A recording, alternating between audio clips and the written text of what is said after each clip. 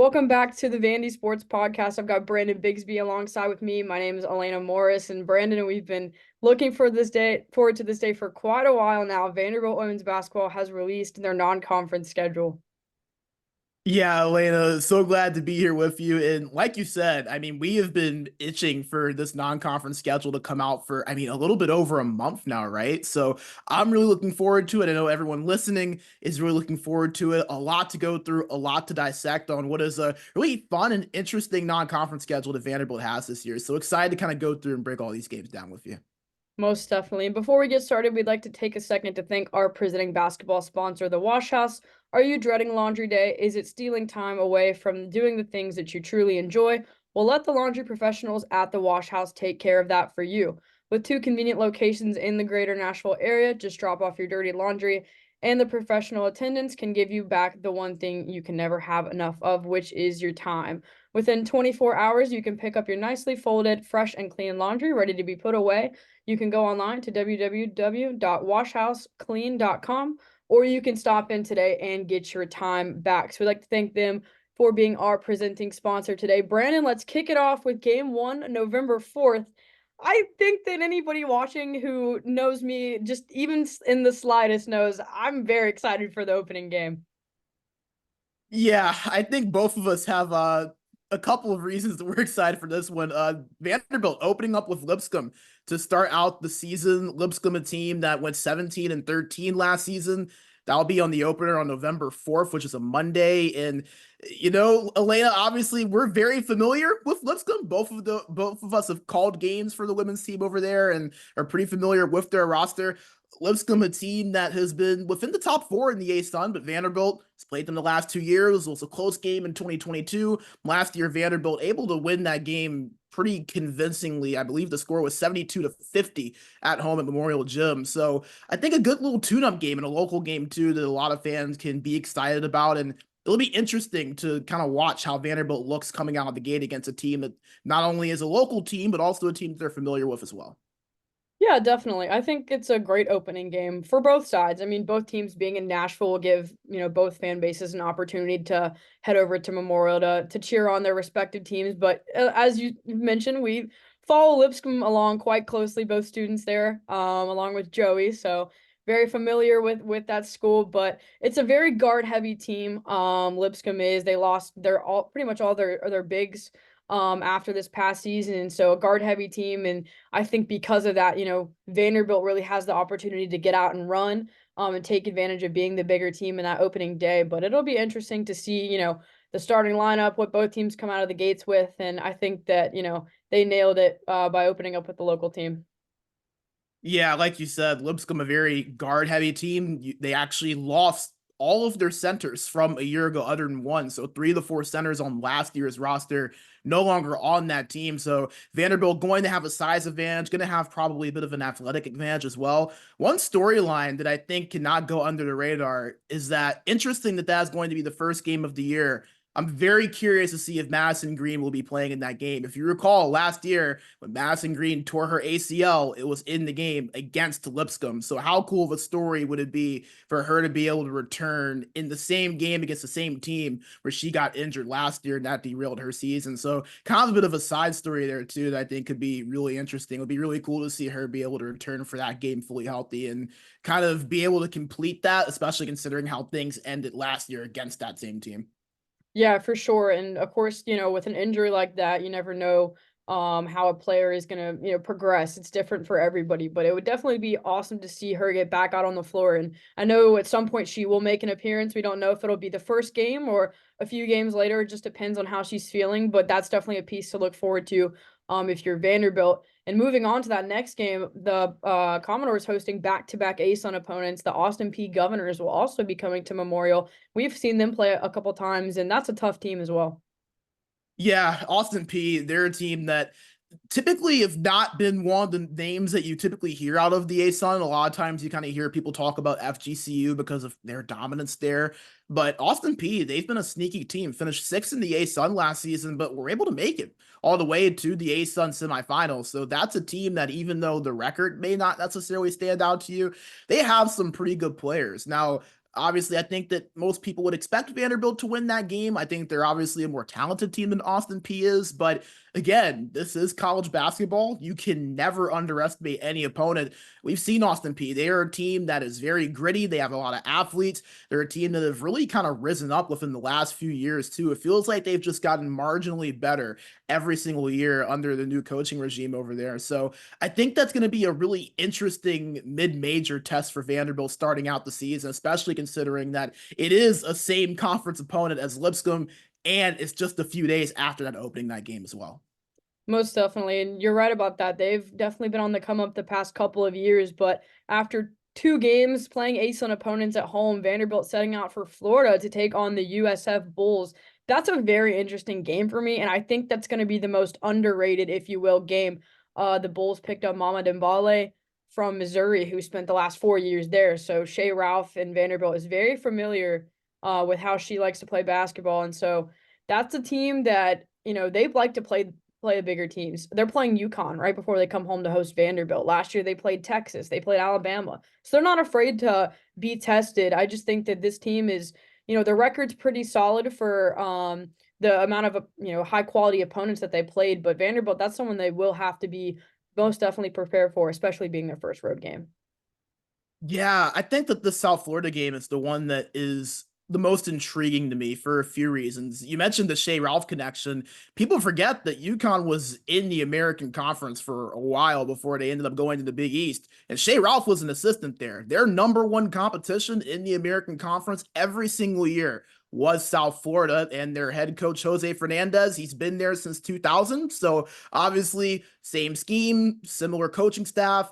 That's going to be a really interesting matchup to me because UCF, they're one of those, or USF rather, they're one of those teams that typically people don't talk about a lot, but they've been one of the more consistent programs for the last 10 to 15 years. They had 3 straight tournament appearances prior to last season. They've had a winning record each of the last 13 seasons. They've made the tournament in 8 of the last 12. So I think this is a really good test for Vanderbilt against a team that very well could be a tournament team this year. And not just that, but a team that, again, has some pedigree, has some history, and has been one of the consistently winning teams within the country, arguably as much as anyone else in any other program. It's not often that you see a team have that much sustained success. So really fun test, I think, for Vanderbilt out of the gate, especially considering that they're going to have to fly to Tampa for that as well. And I'll bring up the point that we haven't quite got to yet. Women's basketball has now switched to quads. So if you're not familiar with that or you didn't know that, now you do. And that's, something to pay attention to. Quads, 1, 2, 3, and 4. Obviously the lowest quality opponents, the lower quality quad 3, 4 games, or higher quality games, quad 1 and 2, a very complex, and I'll try to, simplify as best as I can. But I think that for Vanderbilt, it's smart for them to go play down at USF, because if for some reason they were to come to Memorial and upset Vanderbilt, that loss looks bad on Vanderbilt's part because it was a home game. But if you're going down to South Florida and you happen to lose that game, it looks like a better loss because of the quad system now. And if they win on the road, it looks even better then. So I think that this contest as their first road game, I think it's a very solid opponent, and I think it's smart the way that they had set that up.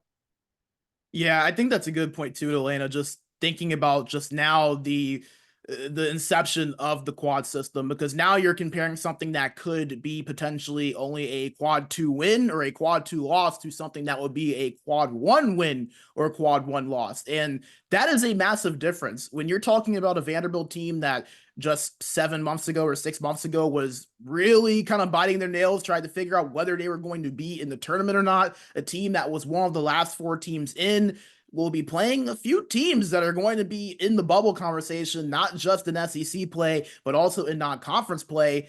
That is a huge, huge difference. I mean, if Vanderbilt is in the same situation that they were in just a season ago, and it's a matter of a game here and a game there, that could be the difference between them making the tournament and not making the tournament.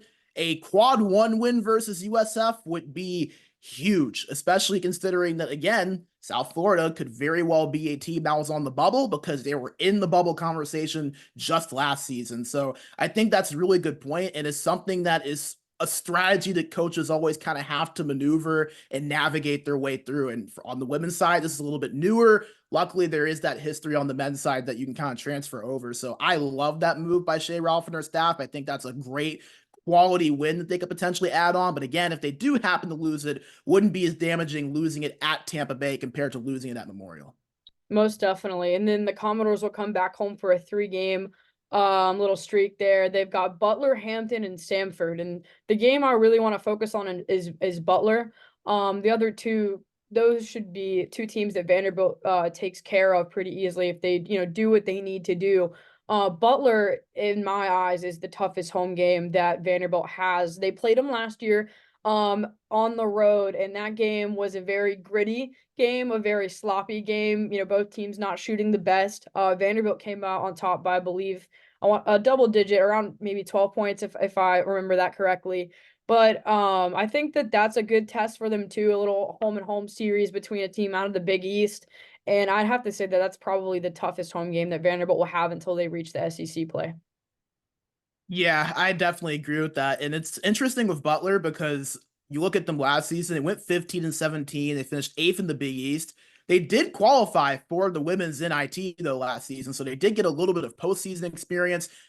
They're kind of a team that in terms of their situation, they remind me a little bit of Vanderbilt a few years ago. Head coach Austin Parkinson, in his third season of what's been a very lengthy rebuild, he inherited a Butler team that had only won 4 games in 2 seasons prior to his arrival. They had only won 1 game the season before he did come there. So you kind of knew that it was going to be a long process there. But again, 15-17 last season, we're close to that 500 mark.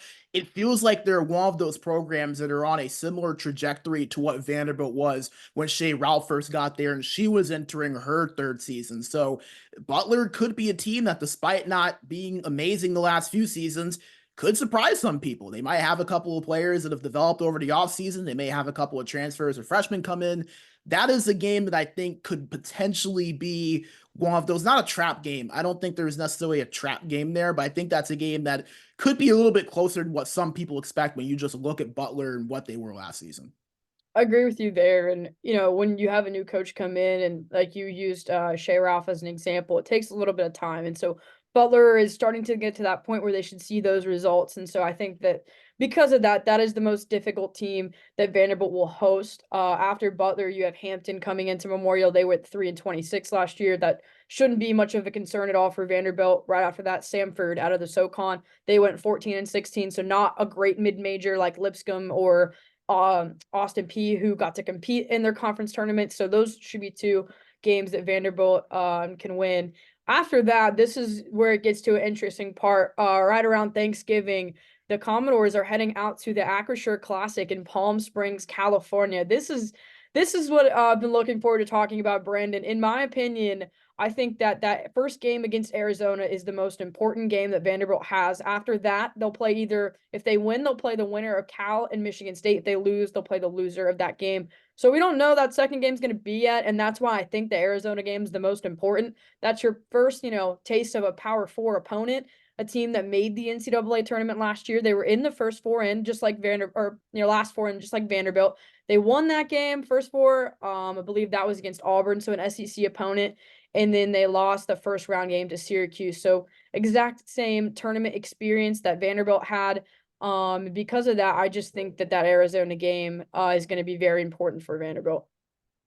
Yeah, I think, like you said, the most important game on the schedule right now that we know is confirmed for Vanderbilt this season. And I mean, you have to remember too, Arizona, they were 18-16 last season. That's a down year for that program. This is a team that had just made the national championship in 2021, and they only lost that game by 1 point to Stanford. They were a bucket away from being national champions just 3 years ago. What Coach Barnes has built in Arizona has been really, really one of the, in my opinion, more underrated powerhouse programs in the country, which is crazy to think about. But there's just been so many teams in the Pac-12 and now will be the Big 12 for Arizona that kind of outshine them because of the presence of teams like Stanford, UCLA, and USC making the rises that they have the last few seasons, to where people kind of forgot about Arizona to a certain extent. But they've been one of the better teams in the country for a long time now. So Vanderbilt getting the opportunity to go in a neutral site, playing against them and having the opportunity to put up a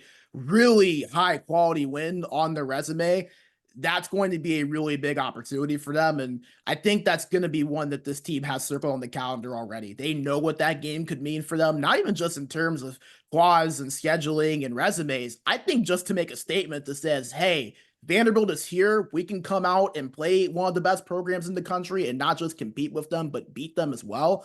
I'm really intrigued by that Arizona game. And then you mentioned the winner or loser between California and Michigan State, two other Power Five teams. California, a team that finished 19-15, Michigan State, a team that finished 22-9 last year. So that's going to be very interesting. Michigan State, they did lose around 7 or 8 players, I think, last year. So it's going to be a very different looking Spartans team, but nevertheless, a team that has a lot of talent, a team that made the tournament last season. This portion of the schedule, I think, is where Vanderbilt really has a chance to kind of put their resume and put their standing within the country at that next level based on how they do in that Acrisure Classic.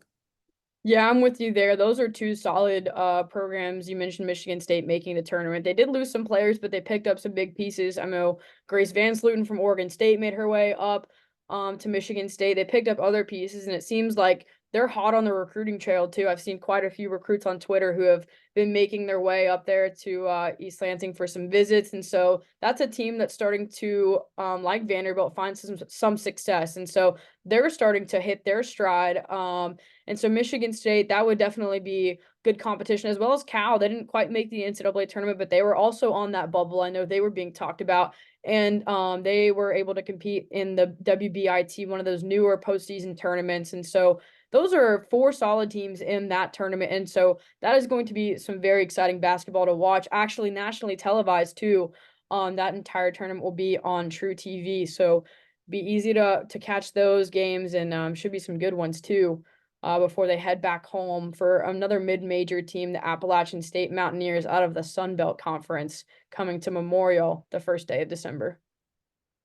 Yeah, and App State 17-15 last season. The Sun Belt, kind of a sneaky, mid-major conference. They've had some good teams come out. I think the first team that really has come to mind in the past has been those Marshall teams of the last couple of years that really have stepped up and have made a name for themselves. Obviously, Coach Caldwell now making her way to the team up east in Tennessee. But, App State, that's another name to where maybe a team that doesn't necessarily scream at you because of the name, because of the record, but still a team that I think can give Vanderbilt some pretty good competition.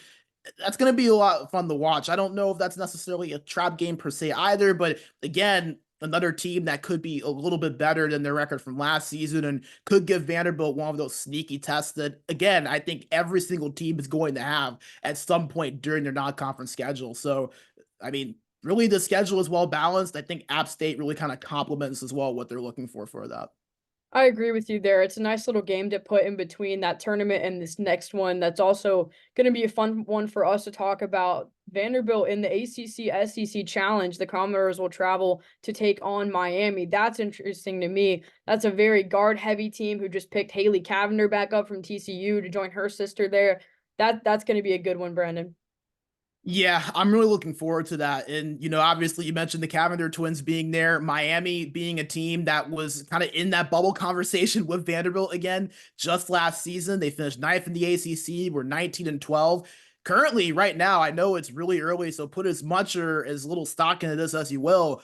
Charlie Cream has Miami listed as his last team in during his bracketology right now. Obviously, very, very early. The last time it was updated was in May. A lot has changed since then. A lot will change since then. But it does kind of tell you that Miami is in that same tier as Vanderbilt, because Vanderbilt in that same bracketology has one of the last 4 buys. So this is a team that is very comparable to Vanderbilt, has a lot of talent. I think a team now will be much better than what they were a season ago in terms of the talent that they have. And also a team that has a new head coach, Trisha Cullop, now the coach of Miami. She takes over for Katie Meyer, who had been there for around 20 years. She retires. A new coach comes in. This is a Miami team that has talent from that 2023 team that made the Elite Eight still, though. So a very good test for Vanderbilt.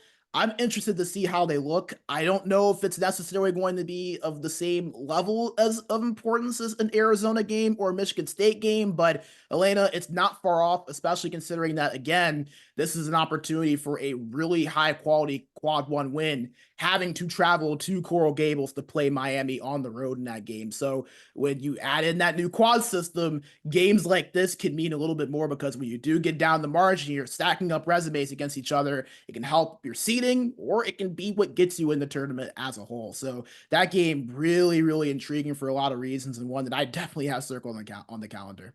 Yeah, that'll definitely be a fun one. And looking at the rest of the schedule after that, I'd say that's the last true test that Vanderbilt gets before heading into conference play. They come home and they take on Evansville, a team that, again, not to knock them down, but finished last season 4-28. Not a team that Vanderbilt should be super concerned about. Any thoughts on that game, Brandon? Particularly, I mean, again, Evansville, you never know what can happen. It is college basketball. You never want to just underestimate any opponent. But Evansville, interestingly enough, I was doing some research before we got in on the call. Evansville, they have not had a winning season since 2007, 2008. So I don't think that's a game Vanderbilt will be overly worried about. But again, you never know what can happen. We've seen near upsets happen in the past before. Remember a Fairfield team last year that not a lot of people expected much from, took Vanderbilt to the absolute brink. So you just never know how things are going to unfold until that ball is tipped. Definitely. I think that Western Kentucky game too at home last year for Vanderbilt, that was probably a little bit too close for comfort. But we're coming up to the last three games. They'll take a road trip to Dayton, Ohio. That was a team that Vanderbilt had hosted last year, so I believe must just be a home and home agreement like they did with Butler. Vanderbilt handled this Dayton team last year at home with ease. Justine Passat went off for a big game against them.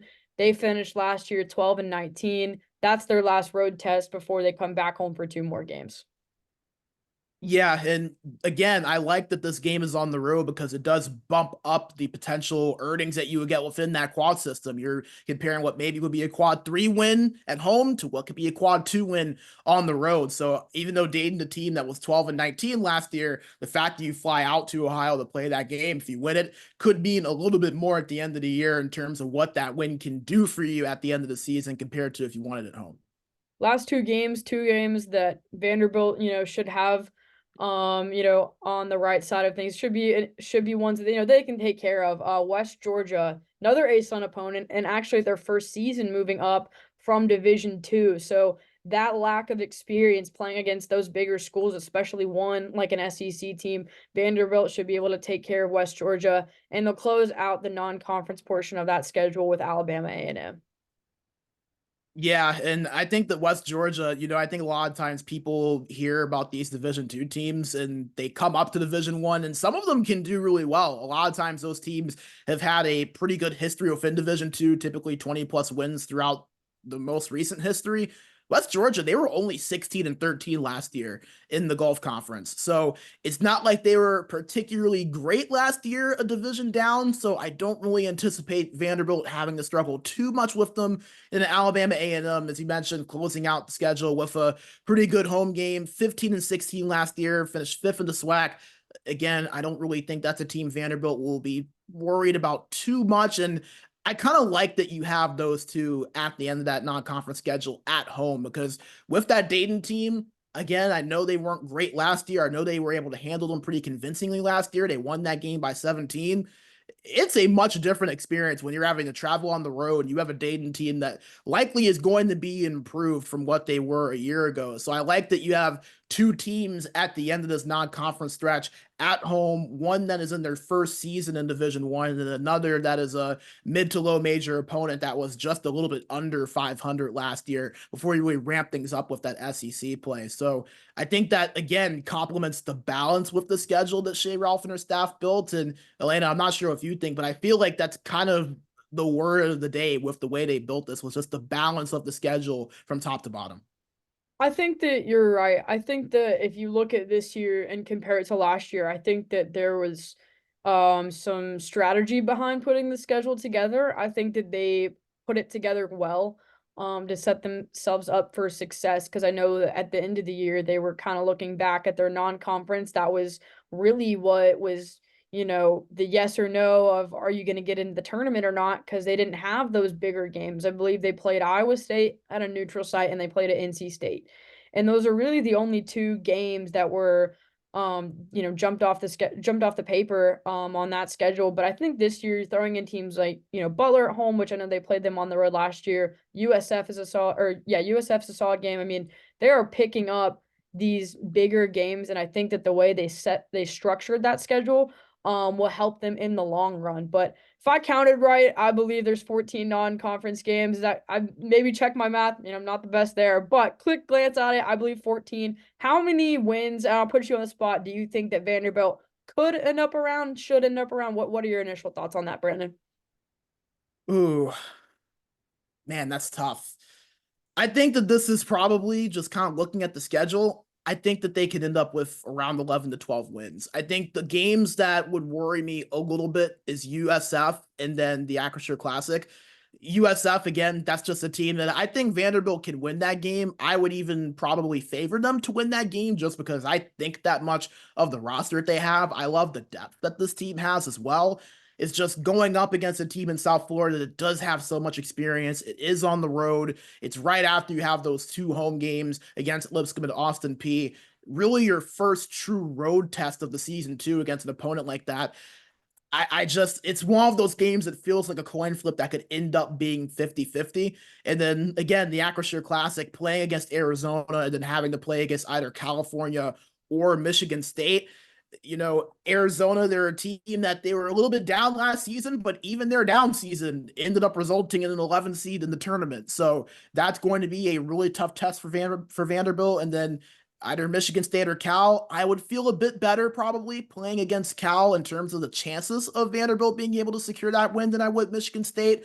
Michigan State, obviously, such a great program, were amazing last season.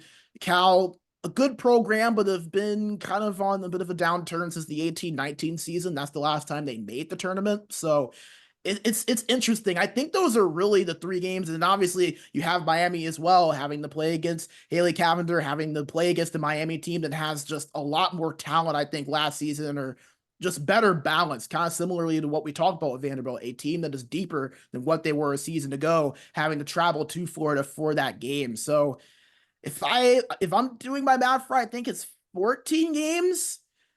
I'll say they go 11-3. I think that that's a pretty fair one. I think that they probably split in the Acrisure Classic. I don't know if they win all of those games, but I think they at least win one of them.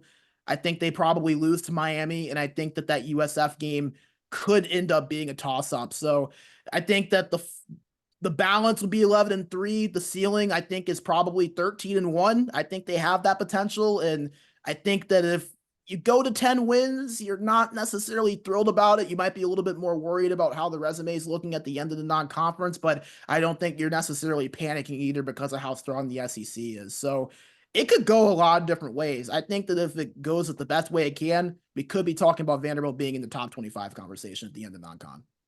Yeah, the 13-1 ceiling, I agree with you there. If you were to tell me they go 13-1 on that schedule, I would say I can see it. Now which game they drop, I don't know, because they do face quality opponents outside of their home gym. But 13-1, I think that that's reasonable. But for me, off the bat, I was gonna say 12-2 only because of the depth that this team has. If you look at last year and you look at this year's roster, Vanderbilt just has the ability to play so many more people and have so many different rotations. And so that's why I'll give him that extra game. I think that they finish around 12-2. And honestly, with that, I think that they don't drop a game at home. And they didn't drop one at home last year. So I think that because of that, and even though they still were on that bubble, they need to strive to hit that same goal of winning all of their games at home.